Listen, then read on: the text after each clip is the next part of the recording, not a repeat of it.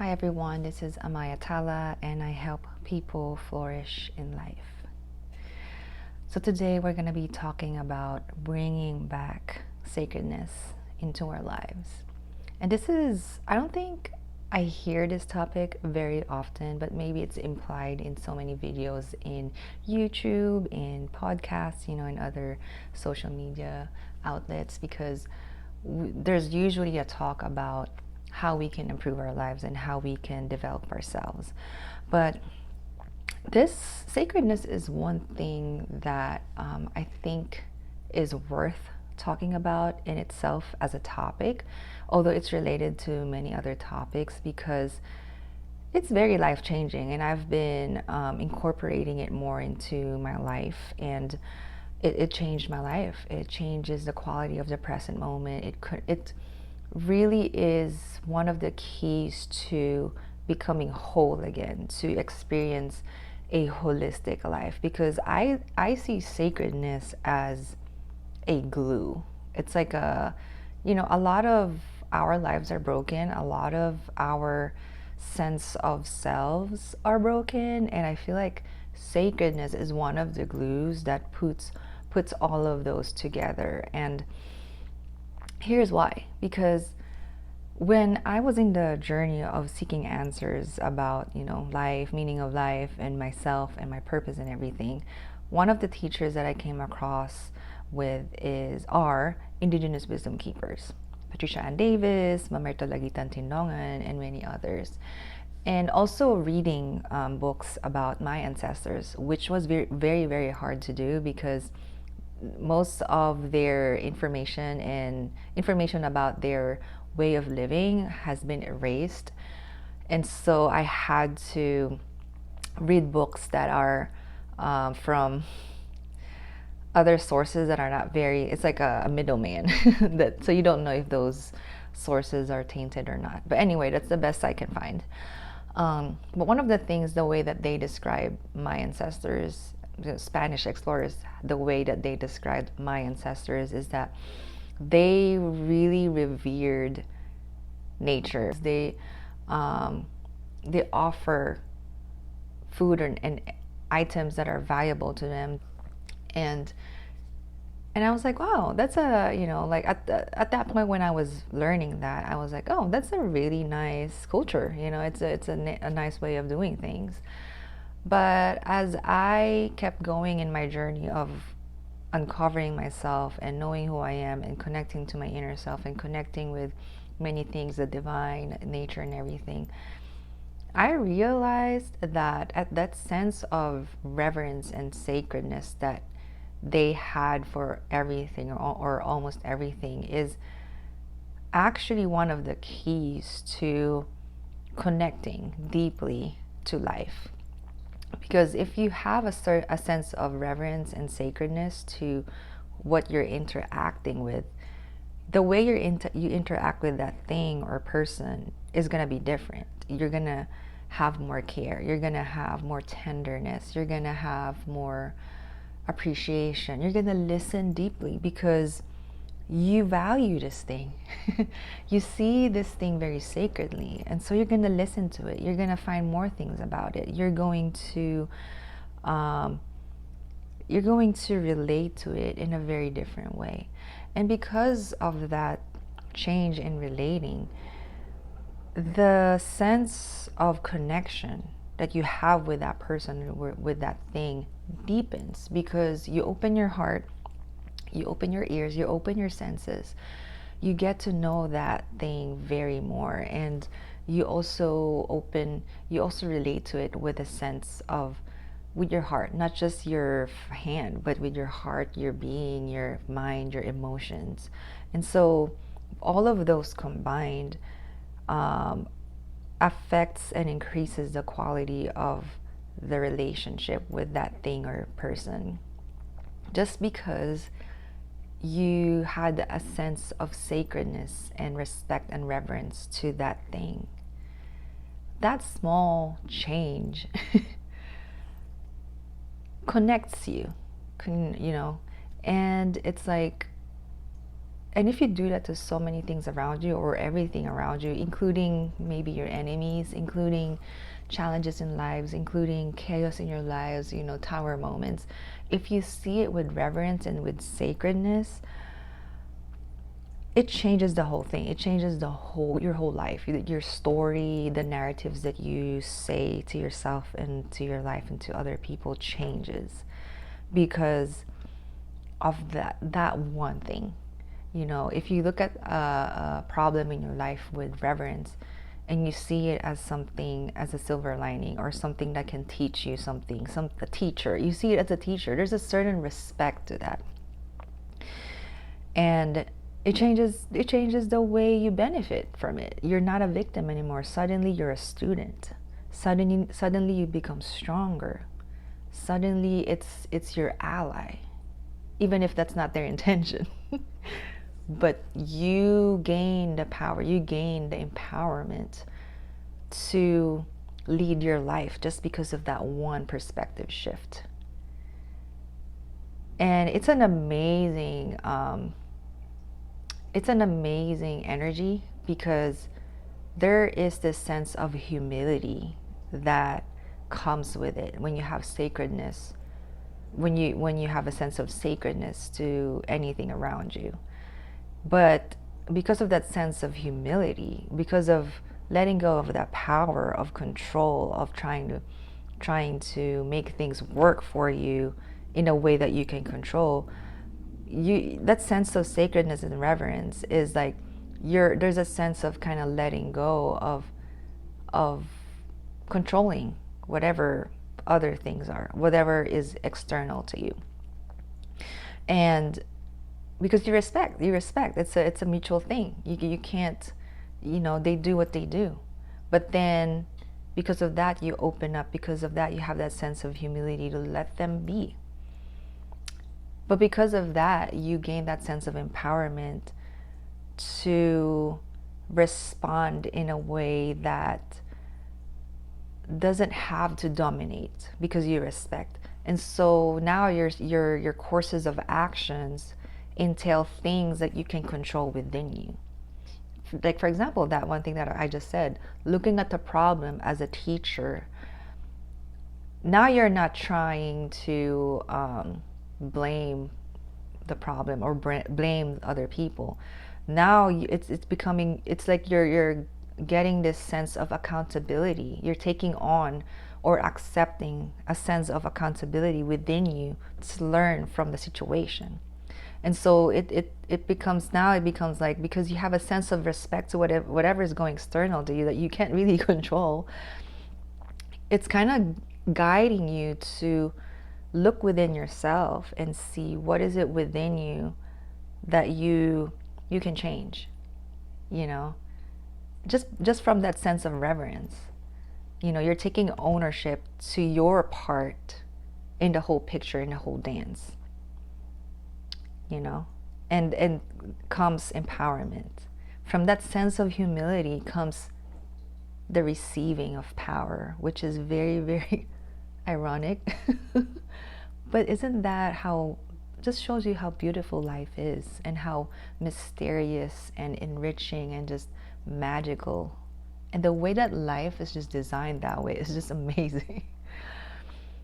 And then because of that, taking of the responsibility, accountability, and letting go of control, all of this I'm sharing to you is like most of it is coming from my experience and also things that I learned from our ancestors and all other inspiration I learned from other people. And mostly finally from my experience, because I like to embody what I learn, and I do apply them in my life, and I do sit in them, and I do like digest them, and like, and that's where I gain a lot of the wisdom and the life changes that I have. And one of the amazing things of that whole process is that you experience the dance of life. You experience that, the flow, the ebb and flow, because you listen to what other things, what other beings are about. You get to know them, you respect them, and in return you also get to know yourself in the way that you respond to these things with respect. You also get to know yourself. You get to know your weaknesses. You get to know your ego, because maybe that's why other people have a hard time to embody the value of respect in their lives, because it will require you to face your egos and your shadows. And so it does take courage as well. See, there's just so many things that you learn from this one value. So, and you learn about yourself, and it does propel you into this path of healing, because it's now, this is like something that's just coming to me. Thank you, spirit guides. It does propel you to a path of healing, because it humbles you. It humbles you. It's a decision. When you decide to relate to things with respect, it humbles you, and now you have to look at yourself and your ego, and that's what I had to do. I had to look at myself, my ego, my shadows, because I wanted to make things happen. I wanted to control everything. But now it's like, no, there's consent. There's a dance. I need to respect the flow of the universe, of other things, of other objects, of other people. And now I have to look at myself and heal parts of myself that didn't want to do that, or are conditioned not to do that. And so there's also an unlearning that we need to do to leave that way. But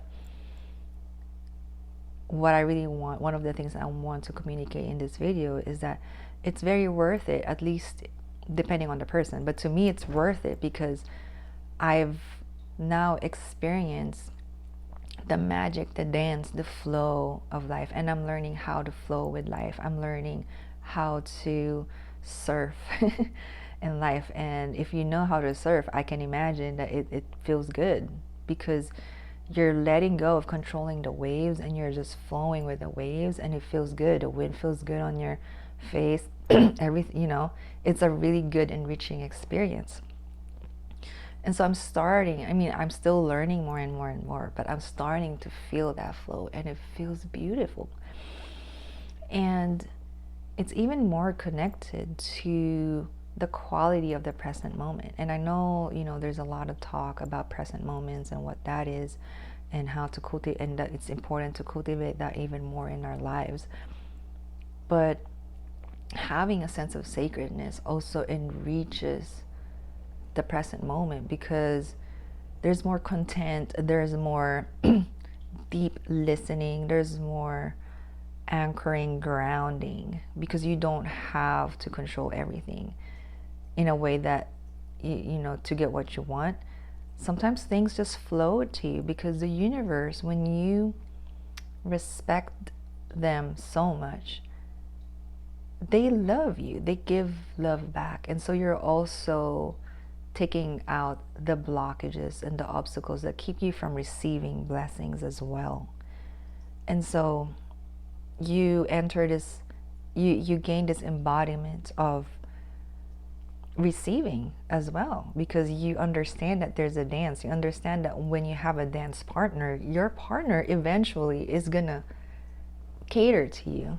Sometimes it's gonna pull back, sometimes it's gonna cater to you, right? So there's also that experience that's very, very beautiful. Just coming from that one small thing. It's not a small thing, but it's just one simple thing. It may not be easy, but it's one simple thing. And I think lastly, or maybe there's another one, but I think lastly is like I told you in the start, I feel like it's one of the glues of connecting our lives and our being together, because of that deep listening, because of that getting to know and letting go, and letting things around you cater to you, and having that give and take and flowing. And so when you do that to almost everything around you and all aspects of your life, if you can, you don't have to, it takes time, it's like it connects you. It connects you, and you learn how to open up, and also you also learn how to set boundaries as well. That's, you know, that's another whole topic, but you know when to pull up back and you know when to give. So connection doesn't really mean that you're just vulnerable to everything. I think it's really knowing that you have the power to set that flow and rhythm to anything around you. As much, and one of the good things about this too is, as much as you have a sense of reverence and sacredness to other things, it also inspires you to have a sense of reverence and sacredness to yourself, because you understand that you are just as important as other things around you, as other beings around you, as your partner in your dance. You're just as equally important. And so you also place a sense of sacredness for yourself. And so you understand that you also have needs that need to be respected by other things, that other things also need to revere you, and you revere them. You know, it's a give and take. And so you know that it's not just about just being open to everything and being vulnerable. Although being vulnerable with trust, once you develop that trust, you can open up yourself even more. But you don't really have to, like, you can also, you have the power to decide whether you're going to open up or you're going to set boundaries. And that's your right to set those, because that's your divine right as a being. Just as much as you respect other beings' divine right, you also respect yours. And that's self-love. And it's just amazing how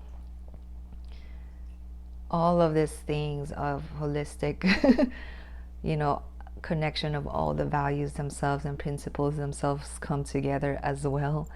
I'm sure I'm sure a lot of other things are probably gonna pop up in my head if I keep talking, but just for this basic video, it's just amazing how sacredness can really be a key to connecting to our wholeness, to connecting to our holistic lives, to everything else around us. And that's what our ancestors did. Maybe not all of them, but many of them did. And that's a lesson that we can apply in our lives now, and a legacy that they have passed on and was able to pass on in some shape, form, or way, even though a lot of their culture has been erased. But I got that message. I got that message, and that's all I needed for this video. And that's all I needed to change my life and enrich my life. And my life hasn't been the same ever since, and it keeps changing every day. And life always surprises me. And I'm going to be sharing more about that later in other videos, like how I moved in a different location now. I have more space now. It's more peaceful, more nurturing space. And the universe really takes care of us if we are open to it. It's not always easy, but it's very rewarding. It's very enriching. And in the coming videos for the spring and summer, I do intend to record videos like this where we get to learn about simple things like this that can change our lives.